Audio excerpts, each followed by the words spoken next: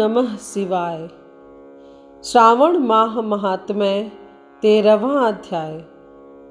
आज के वीडियो में आप श्रवण करेंगे दुर्वा गणपति व्रत विधान को।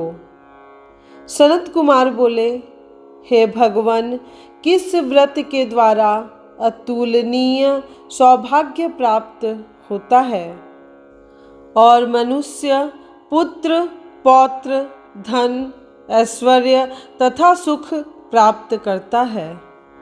हे महादेव, व्रतों में उत्तम उस व्रत को आप मुझे बताएं।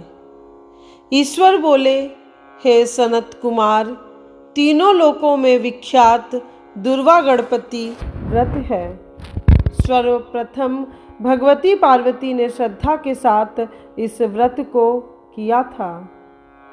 हे मुनि सत्तम, इसी प्रकार पूर्व में सरस्वती, महेंद्र, विष्णु, कुबेर, अन्य देवता, मुनिजन, गंधर्व, किन्नर, इन सभी ने भी इस व्रत को किया था। श्रावण मास की शुक्ल पक्ष की शुद्ध व महापुण्यदायिनी चतुर्थी तिथि को इस व्रत को करना चाहिए, क्योंकि उसी दिन सभी पाप समूह का नाश हो जाएगा। चतुर्थी के दिन स्वर्ण पीठासीन स्थित एक दंत गजानन विघ्नेश की स्वर्णमयी प्रतिमा बनाकर उसके आधार पर स्वर्णमय दुर्वा को व्यवस्थित करने के पश्चात विघ्नेश्वर को रक्त वस्त्र से वेष्टित ताम्रमय पात्र के ऊपर रखकर सर्वतोभद्र मंडल में रक्त पुष्पों से अपामार्ग, समी, दुर्वा, तुलसी, बिल्वपत्र, इन 5 पत्रों से, अन्य उपलब्ध सुगंधित पुष्पों से, सुगंधित द्रव्यों से, फलों से तथा मोदकों से उनकी पूजा करनी चाहिए और इसके बाद उन्हें उपहार अर्पित करना चाहिए। इस प्रकार अनेक उपचारों से भी गिरिजा पुत्र विघ्नेश की पूजा करनी चाहिए। इस प्रकार कहें, सुवर्ण निर्मित इस प्रतिमा में मैं विघ्नेश का आवाहन करता हूँ। कृपा निधि पधारे। इस सुवर्णमय सर्वोत्तम रत्न जटित सिंहासन को मैंने आसन के लिए प्रदान किया है, इसलिए विश्व के स्वामी इसे स्वीकार करें। हे उमासुत, आपको नमस्कार है।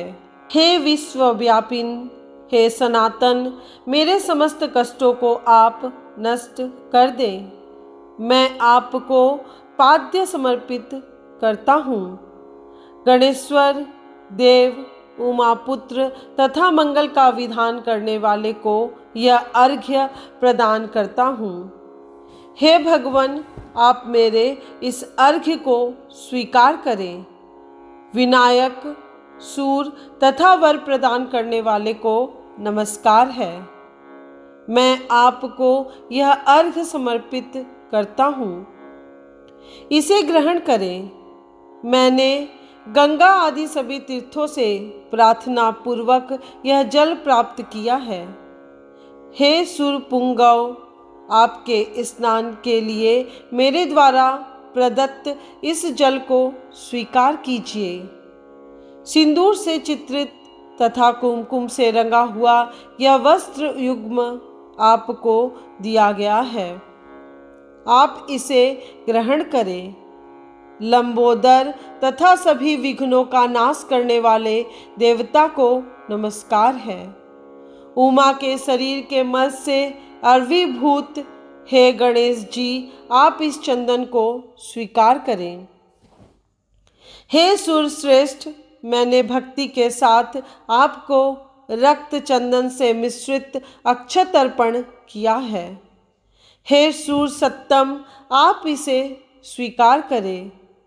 मैं चंपा के पुष्पों, केतकी के पत्रों तथा जपा कुसुम के पुष्पों से गौरी पुत्र की पूजा करता हूँ।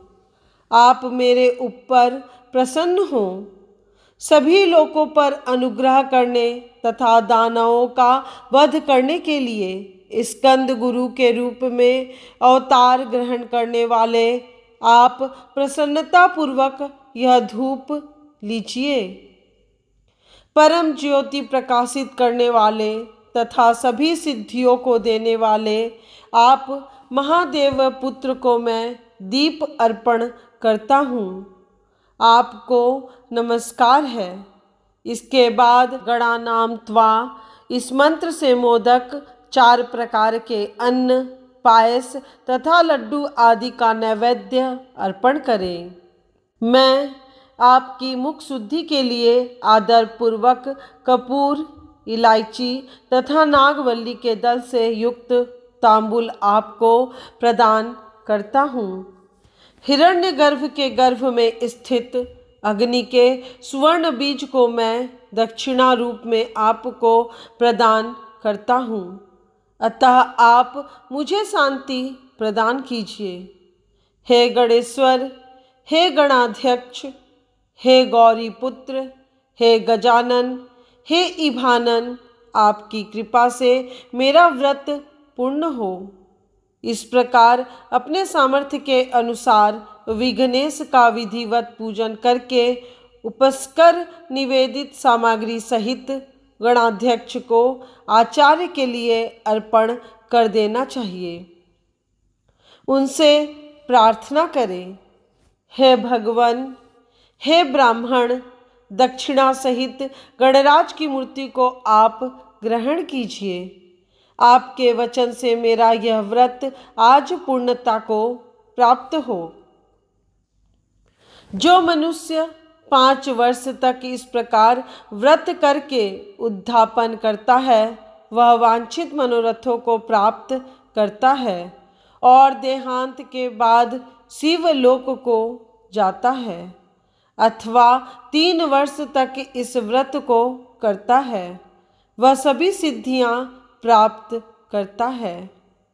जो व्यक्ति उद्धापन के बिना ही इस उत्तम व्रत को करता है, विधि के अनुसार भी उसका जो कुछ किया हुआ होता है वह सब निष्फल हो जाता है। अब उद्धापन विधि बताई जाती है।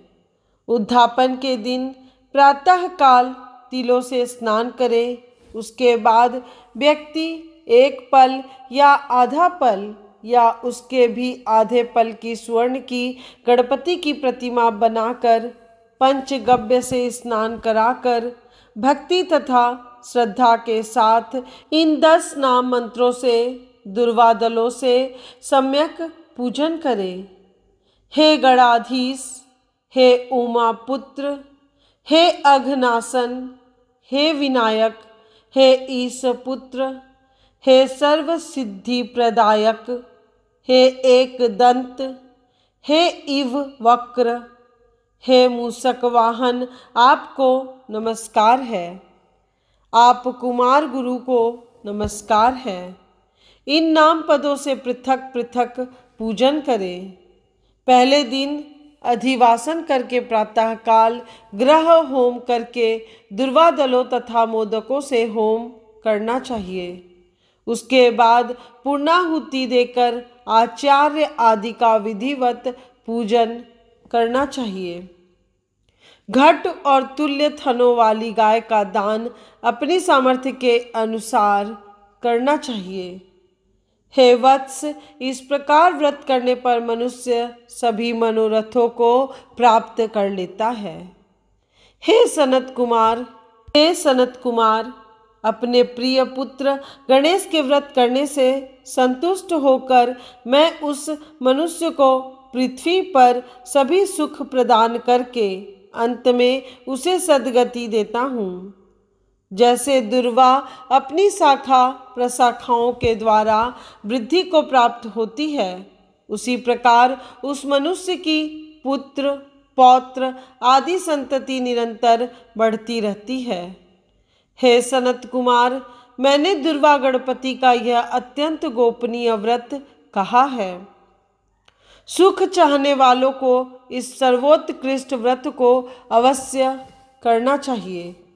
इस प्रकार श्री स्कंद पुराण के अंतर्गत ईश्वर सनत कुमार संवाद में श्रावण मास महात्म्य में दुर्वा गणपति व्रत कथन नामक 13वां अध्याय पूर्ण हुआ।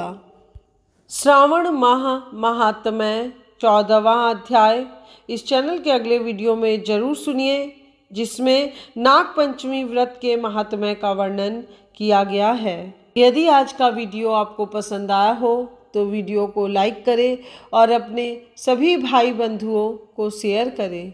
साथ ही चैनल को सब्सक्राइब करके बेल आइकन को प्रेस करना मत भूलिएगा, जिससे इस चैनल पर अपलोड होने वाले सभी वीडियोस की नोटिफिकेशन आपको समय पर मिल सके।